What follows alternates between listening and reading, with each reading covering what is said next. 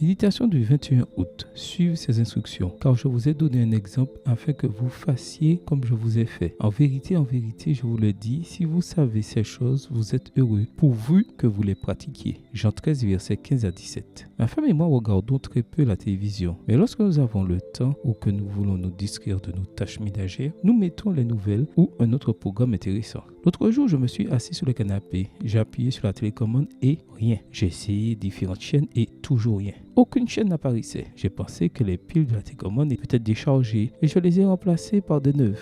Mais cela ne fonctionne toujours pas. Comme je ne suis pas très doué pour le bricolage et que j'ignore pratiquement tout de la technologie la plus élémentaire, j'ai appelé le service technique de la société à laquelle j'ai acheté la télévision. Mais ils m'ont dit que ce type d'assistance n'était plus disponible dans la région et que je devais appeler la société qui fournissait ce service. Après avoir parlé pendant je ne sais combien de minutes avec une machine, si votre problème est lié à appuyez sur 1, s'il est lié à B, appuyez sur 2, s'il est lié à la télécommande, appuyez sur 3, etc. Après avoir expliqué mon problème, il m'a gentiment dit « Ne vous inquiétez pas, je sais ce qui ne va pas avec votre récepteur. Je vais vous expliquer pas à pas ce que vous devez faire pour établir la connexion avec les programmes. Suivez mes instructions à la lettre. Faites-moi confiance. Ensemble, nous résoudrons votre problème en un rien de temps. » Sans grande conviction au départ, j'ai suivi ces instructions et effectivement, après de multiples opérations, cliquez ici, cliquez là, l'appareil s'est mis à fonctionner parfaitement. Dans notre cheminement spirituel aussi, nous sommes parfois confrontés à des difficultés ou à des épreuves que nous ne parvenons pas à surmonter. Et je suis convaincu que dans nos luttes,